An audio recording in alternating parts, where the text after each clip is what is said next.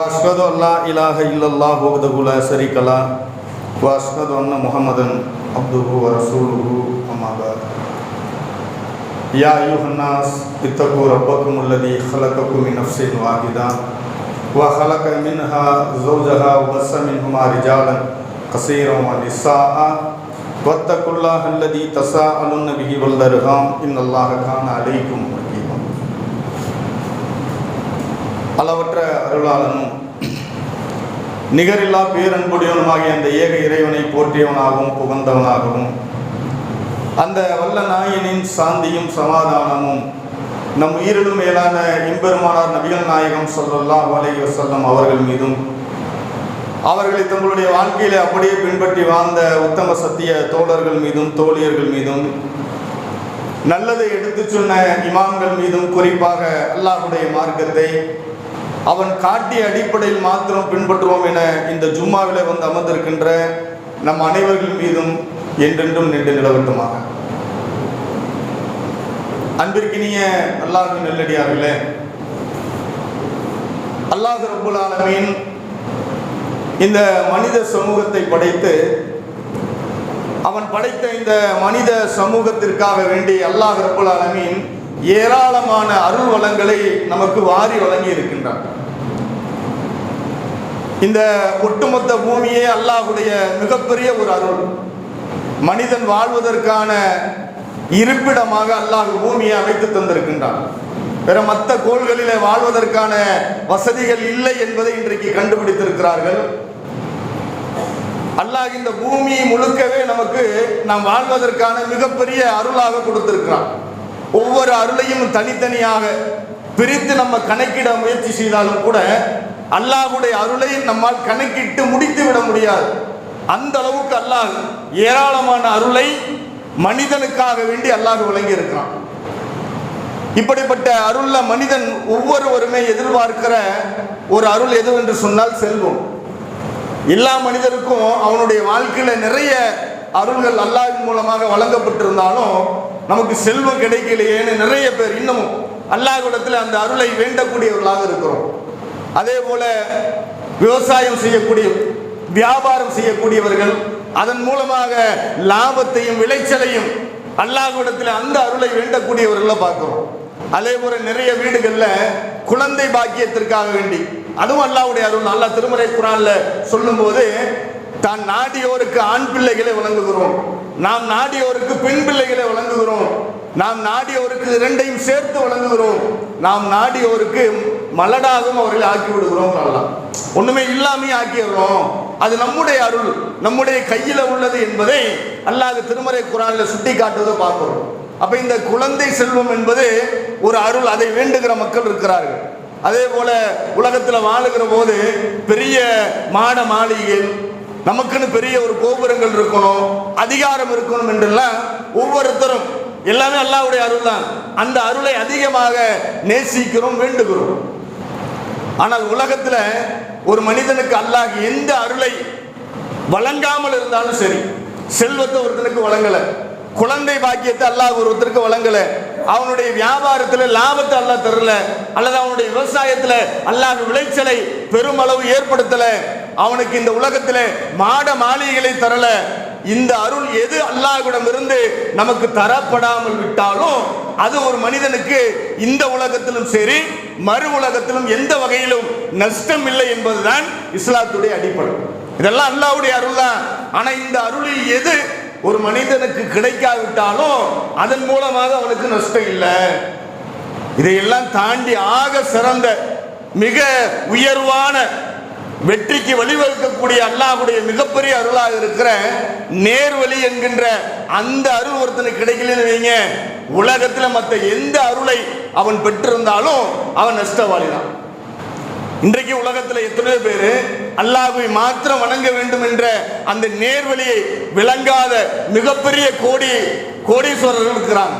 பொருளாதாரத்தில் multi millionaire சொல்லுவாங்கல்ல, அந்த அளவுக்கு மிகப்பெரிய செல்வந்தர்கள் இருக்கலாம், அவர்கள் பெரும் தனவந்தர்களாக இருக்கலாம், பொருளாதாரத்தை வாரி வழங்கலாம்.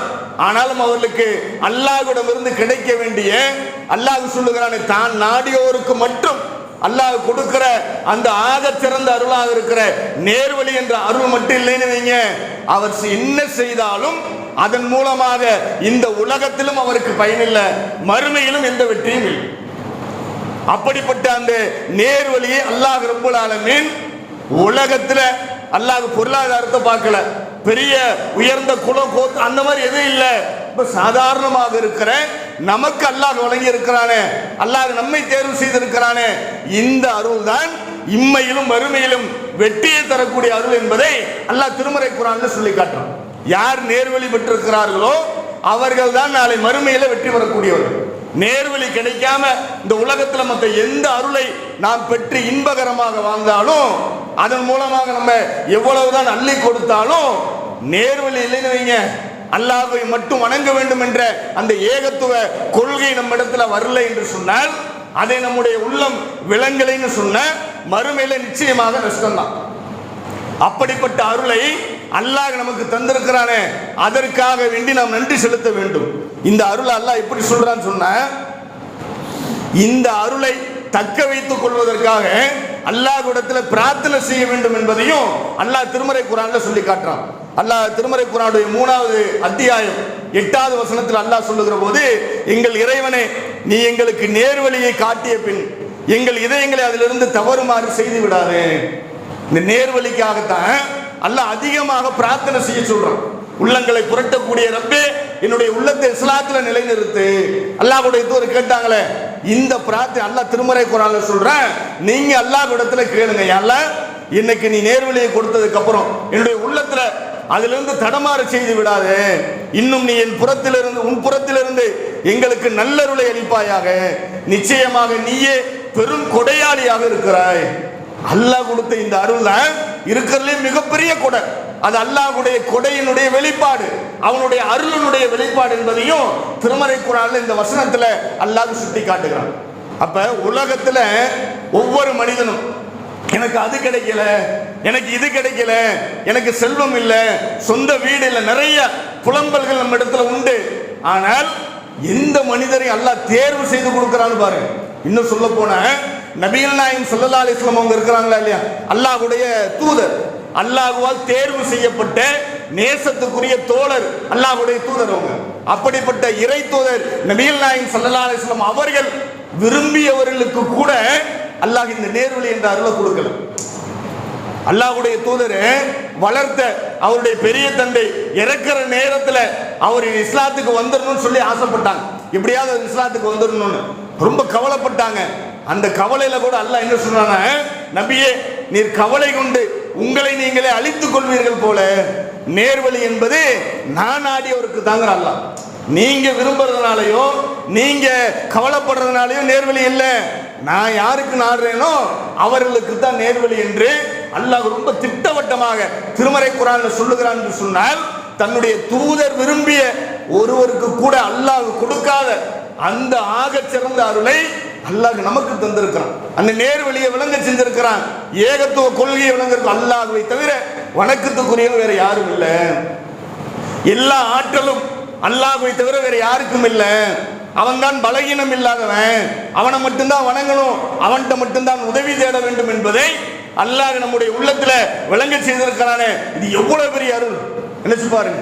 நபிகள் நாயகம் ஸல்லல்லாஹு அலைஹி வஸல்லம் அவர்கள் விரும்பியவர்களுக்கு கூட கிடைக்காத ஒரு அருள் என்றால் எப்பேற்பட்ட அருள்.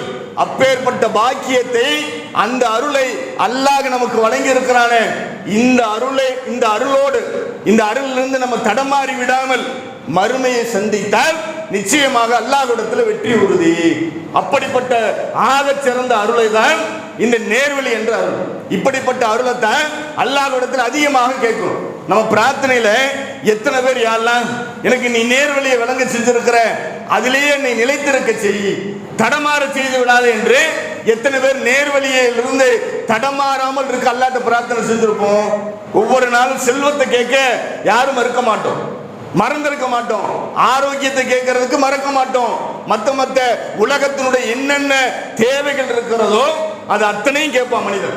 எல்லாமே நினைவுல அதான் உட்கார்ந்து இருக்கும். தொழும்போது கூட அடுத்த அல்லாஹ்ட்ட என்ன பிரார்த்தனை வைக்கணுங்கிறதுல திட்டமிடலோடு தொழுகிற மக்கள் அதிகம். அந்த பிரார்த்தனைக்காக வேண்டிய நம்முடைய தொழுகையை நிறைவேற்றுவோம். ஆனால் அந்த பிரார்த்தனையில யாரெல்லாம் நீ எனக்கு கொடுத்த நேர்வழியிலிருந்து என்னை தடம்பொருள வச்சிடாத, என்னுடைய மரணம் இதே நேர்வழியோடு அமைய வேண்டும் என்று அல்லாஹ்விடத்தில் எத்தனை பேர் பிரார்த்தனை செஞ்சிருப்போம். ஒவ்வொரு ஏகத்துவவாதியும் கேட்கணும். ஏன்னா அப்படிப்பட்ட ஆக சிறந்த அருளை நாம் பெற்றிருக்கிறோம். அல்லாஹ் நமக்கு கொடுத்திருக்கிறான். நம்ம நினைக்கலாம் நமக்கு தான் கிடைச்சிருச்சுல, இனி மௌத்து வரைக்கும் பிரச்சனை இல்லை. ஆனால் நம்ம உலகத்துல எத்தனையோ பேர் நமக்கு முன்ன வாங்க நிறைய மக்களை பார்க்கிறோம். ஆரம்பத்தில் இந்த ஏகத்துவ கொள்கையை போதித்தவர்கள் கூட இன்றைக்கு தடம் மாறி வழிகேட்டை நோக்கி போகிற நிலையெல்லாம் கண்கூடாக பார்த்து கொண்டிருக்கும். அல்லாஹ் நினைச்சான்னு வைங்க, பெரிய ஆளா நினைப்போம். நமக்கு தௌஹீதை சொன்னவர்கள் கூட வழிகேட்டை நோக்கி போவார்கள் என்பதற்கு கடந்த கால எத்தனையோ நிகழ்வுகளை இந்த ஏகத்துவவாதிகள் சந்தித்துக் கொண்டிருக்கிறோம், பார்த்து கொண்டிருக்கிறோம். எதுவுமே உறுதி இல்லை. அதனால அல்லாஹ் சொல்ற, நீங்கள் இந்த நேர்வழியில நிலைத்திருப்பதற்காக என்னிடத்துல பிரார்த்தனை செய்யுங்க. ஏன்? செல்வத்துக்காக அல்லாஹ் தொடர்ந்து பிரார்த்தனை செய்ய சொல்லல, இதுக்காக அல்லாஹ் வலியுறுத்துறான். என்ன காரணம்? இந்த நேர்வழியிலே நிலைத்திருக்க வேண்டும் என்று சொன்னால் அல்லாஹ் நாடினால் மட்டும்தான் உண்டு. இது அவனுடைய அருள். அவன் நாடினால் இதை நம்மிடமிருந்து பறித்து கொண்டான்னு வைங்க, வழிகேட்டுல போய் நாளை மறுமையில நரகத்துக்கு கொண்டு போய் சேர்க்கிற நிலைக்கு தள்ளப்பட்டு விடுவோம். அப்ப இந்த அருளை நம்ம விளங்கி கொள்ளணும். இந்த நேர்வழி என்கிற அருள், இந்த ஏகத்துவ கொள்கை என்கிற ஆக சிறந்த இந்த பொக்கிஷம் என்பது அல்லாஹ் நம்மை தேர்வு செய்து வழங்கி இருக்கிற ஒரு அழகான அற்புதம். அப்படிப்பட்ட அற்புதத்தை பெற்றிருக்கிற நாம் அதுல எப்படி பயணிக்கணும்? அல்லாஹ் இந்த நேர்வழியை நமக்கு கொடுத்ததற்காக வேண்டி நாம் அல்லாஹ்வுக்கு அதிகமாக நன்றி செலுத்தணுமா இல்லையா? ஆனா இன்றைக்கு சோதனை என்ற பேர்ல நம்ம என்ன பண்றோம்? அல்லாஹ் கொடுத்த நேர்வழியை பெற்றிருக்கிற நாம் அந்த நேர்வழிக்காக வேண்டி அல்லாஹ்வுக்கு நன்றி செலுத்த மறக்கிறோம். அல்லாஹ்வுடைய இந்த நாம் பெற்றிருக்கிற நேர்வழியை பிற மக்களுக்கு கொண்டு போய் சேர்ப்பது என்பது நாம் அல்லாஹ்வுக்கு செலுத்துகிற நன்றி. அல்லாஹ் அதுக்காகத்தான் நமக்கு கொடுத்தான். எதுக்காக அல்லாஹ் நமக்கு நேர்வழியை கொடுத்தான்? அல்லாஹ் இந்த நேர்வழியை நீ மட்டும் வச்சுக்கிறது கொடுக்கல, நீ உனக்கு விளங்க செய்த இந்த நேர்வழியை விளங்காத மக்களுக்கு கொண்டு போய் சேர்த்துரு, அதுக்காகத்தான் அல்லாஹ் கொடுத்தான். ஆனா அந்த நேர்வழியை பெற்றிருக்கிற நம்ம இன்றைக்கு அதை மக்களிடத்தில் சொல்லுவதற்கு தயங்குகிறோம்.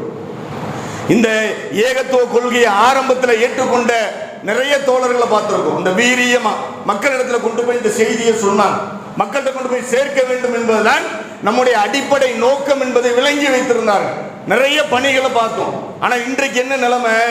நம்ம இருக்கிறோமே, நம்ம அளவுக்கு வச்சுக்கிறோம். ஆனா இது எங்க கொண்டு போய் விடும் தெரியுங்களா? ஒரு கட்டத்தில் சோதனை என்ற பேர்ல வழிதவற செய்து விடும். நம்முடைய சோதனையை தாங்கிக் கொள்ள முடியாது. ஆனால் நபிகள் நாயகம் ஸல்லல்லாஹு அலைஹி வஸல்லம் அவர்களிடம் இருந்து இந்த இஸ்லாத்தை பெற்றுக்கொண்ட அல்லாஹ் நேர்வழி கொடுத்த அந்த நபித்தோழருடைய வாழ்க்கை எடுத்து பாருங்க. எவ்வளவு சோதனை வந்தாலும் சரி, சோதனைனா சாதாரணமான சோதனைலாம் இல்ல, வெளிவர்ற சோதனை அல்ல.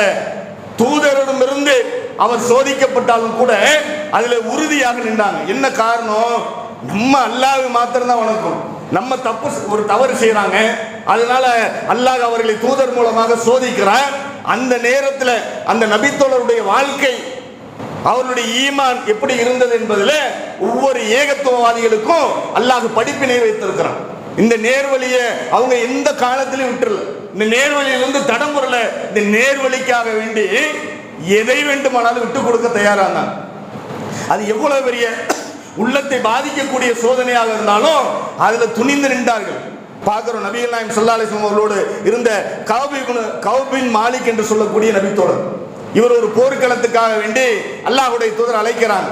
இவர் என்ன நினைக்கிறாருன்னா, அந்த காலகட்டத்தில் நபிகள் நாயகம் ஸல்லல்லாஹு அலைஹி வஸல்லம் போருக்கு போறதுக்கு முன்னால அறிவிப்பு செய்யறாங்க, இந்த தேதியில நம்ம புறப்பட்டு போருக்கு போகணும்னு சொல்லி. இந்த கஅப் பின் மாலிக் என்ன பண்றாருன்னா, நம்மளிடத்துல தான் பொருளாதாரம் இருக்குது, நம்ம கொஞ்சம் பொறுமையாகவே கிளம்பலாம், எல்லாம் உணவுப் பொருள்லாம் நம்மகிட்ட நிறையாவே இருக்கு, நம்ம எல்லாரும் கிளம்பட்டோம், நம்ம உடனே கிளம்பிக்கலாம், நமக்கு என்ன லேட் ஆக போகுது என்ற அடிப்படையில் கொஞ்சம் தாமதமா இருக்கார், அசால்ட்டா. அப்புறம் என்ன நினைக்கிறாரு, மற்றவர்களிடத்துல கூட ஒரு வாகனத்தில் 2 பேர் 3 பேர் பயணிப்பாங்க, நமக்கு எல்லாம் வாகனங்களை கொடுத்துருக்கிறான், ஒட்டகம் இருக்கு, நம்ம கொஞ்சம் பொறுமையா கிளம்புவோம், எல்லாம் கிளம்பணும்னு நம்மளும் கிளம்பி உடனே போயிடலாம் என்று கொஞ்சம் அசால்ட்டா இருக்கிறார். இப்படி அசால்ட்டா இருந்து என்ன ஆயிருதுன்னு சொன்ன, ஒரு கட்டத்தில் அவருக்கு போகாமலேயே நின்று விடுகிறார். அல்லாஹ்வுடைய தூதரும் நபித்தோழர்களும் போருக்கு புறப்பட்டு போயிடுறாங்க. அவங்க ரொம்ப தூரம் போயிடுறாங்க. அப்பதான் அவர் நினைக்கிறாரு, அடடா நம்ம தாமதப்படுத்திட்டோம், இப்ப நபிகள் நாயகம் எங்க போயிருக்காங்கன்னு நமக்கு தெரியாது, நம்மளால போக முடியலையேன்னு வருத்தப்படுறார். நம்ம கொஞ்சம் அசால்ட்டா இருந்துட்டோம் அப்படின்னு வேதனைப்பட்டு இங்கே தங்கிடுறார். பிறகு நபிகள் நாயகம் ஸல்லல்லாஹு அலைஹி வஸல்லம் அவர்களும் அந்த தோழர்களும் போரை முடித்து விட்டு திரும்ப ஊருக்கு திரும்பி வர்றாங்க. வந்து அல்லாஹ்வுடைய தூதர் அவங்க பள்ளிவாசல்ல அமர்றாங்க. அமர்ந்ததுக்கு பிறகு யாரெல்லாம் போருக்கு வராம அல்லாஹ்வுடைய தூதர் அழைத்த போது போருக்கு இந்த கஅப் பின் மாலிக் மட்டும் இல்ல, இவரோடு சேர்ந்து இன்னும் 2 நபி தோழர்கள் 3 பேர் முக்கியமான தோழர்கள் போகல.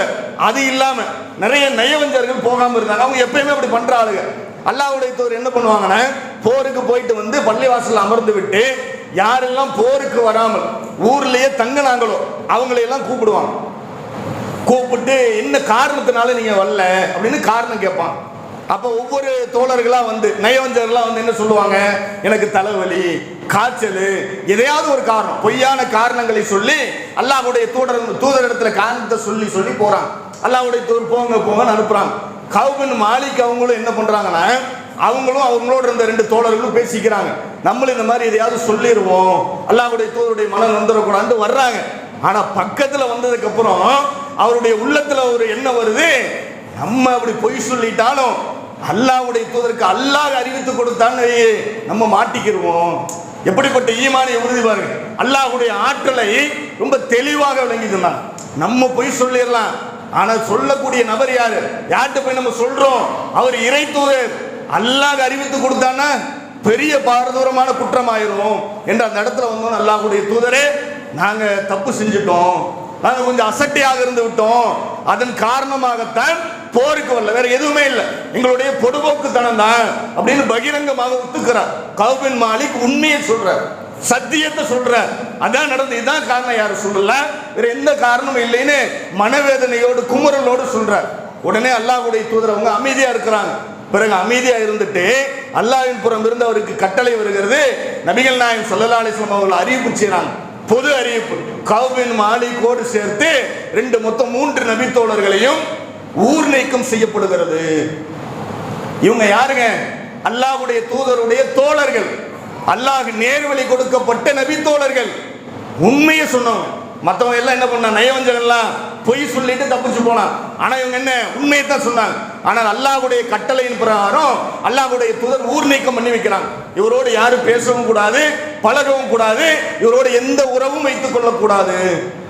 இந்த ஊர் நீக்கம் செய்யப்பட்ட உடனே கஅப் பின் மாலிக் அவர்கள் வீட்டில் அமர்ந்து அழுது கொண்டே இருந்தார்கள் என்பதை வரலாற்றில் பார்க்கும். அவ்வளவு வேதனைப்படுறார், நம்ம தப்பு செஞ்சுட்டோம், நம்ம அல்லாஹ்வுடைய தூதர் கூப்பிட்ட போயிருக்கணும், நம்ம இவ்வளவு பெரிய தவறை செய்து விட்டோமே என்று வருந்துகிறார். ஒரு நாள் 2 நாள் அப்படி நீடிக்குது, ஒரு நாள் 4 10 நாள் ஆகுது, 15 நாள், இப்படி நீடித்து கொண்டே போகுது. அந்த நாட்கள் நீடிக்க அவருடைய உடல்நிலையும் பலகீனம் அடைகிறது. அழுது வீட்டுக்குள்ளேயே இருக்கார். எந்த அளவுக்குன்னா அவர் சொல்லுகிறார், நான் வேண்டும் என்றே நபிகள் நாயகம் ஸல்லல்லாஹு அலைஹி வஸல்லம் அவர்கள் எதிரில் வருவாங்க, நான் எதிரில் போவேன். ஊர் நீக்கம் செய்யப்பட்ட நாட்கள்ல அல்லாஹ்வுடைய தூதரை பார்த்து சலாம் சொல்லுவேன். நபிகள் நாயகம் ஸல்லல்லாஹு அலைஹி வஸல்லம் எதுவும் சொல்லாமல் போயிடுவாங்க, முகத்தை திருப்பி கொண்டு சென்று விடுவார்கள். இதே மாதிரி பல நபி தோழர்கள் யார்கிட்ட போய் சொன்னாலும் என்ன கண்டுக்கிற மாட்டாங்க. நான் ரொம்ப வேதனைப்பட்டேன், ரொம்ப அழுதேன். இவ்வளவு அழுது பலகீனமான ஒருத்தருக்கு அவங்களுடைய மனைவி பணிவிடை செய்து கொண்டிருக்கிறான் வீட்டுல. அந்த நேரத்துல ஏற்கனவே ஊர் நீக்கம், யாரும் பேசல, தான் உயிரை விட மேலாக நேசிக்கிற அல்லாஹ்வுடைய தூதரும் பேசல, சலாத்துக்கு பதில் கூட சொல்லல. எப்படி இருக்கும் பாருங்க, ஒரே ஊருக்குள்ள தான் நேசித்த கொள்கையினுடைய தலைவர் அவரே முகத்தை திருப்பிட்டு போறாரு. இவ்வளவு வேதனை அனுபவிச்சிருப்பாங்க. இப்பேற்பட்ட சோதனையான நேரத்தில் அவங்க அல்லாஹ்வுடைய தூதரிடமிருந்து ஒரு தோழர் அனுப்பப்படுகிறார். அவர் வீட்டுக்கு வர்றார். இறை தூதரிடமிருந்து உங்களுக்கு ஒரு தகவல். என்ன நினைச்சிருப்பாரு, உடனே நமக்கு இந்த ஊர் நீக்கம் முடிஞ்சிடும் நினைச்சு மகிழ்ச்சியோடு கேட்கிறார். அவர் சொல்றாரு, உங்களுடைய மனைவியோடு நீங்கள் சேரக்கூடாது என்பது அல்லாஹ்வுடைய தூதருடைய உத்தரவு. உடனே அவங்க மனைவி என்ன பண்றாங்க, இதை கேட்ட உடனே வேற யாரும் என்ன ஆகும், ஏற்கனவே தண்டனை மேலும் தண்டனையா என்று கோபம் வரும், ஆத்திரம் வரும். ஆனா அவர் என்ன பண்ணார் தெரியுமா, நீ உங்களுடைய வீட்டுக்கு போயிரு என்று சொல்லி அனுப்பி வைத்தார். அவருடைய தாயார் வீட்டுக்கு மனைவி அனுப்பி வச்சுட்டு மீண்டும் தனிமையில கிடக்கிறார். இந்த 3 தோழர்களுமே அவ்வளவு மனவேதனையை சந்திக்கிறார். கஅப் பின் மாலிக் அவங்க கடுமையாக வேதனை.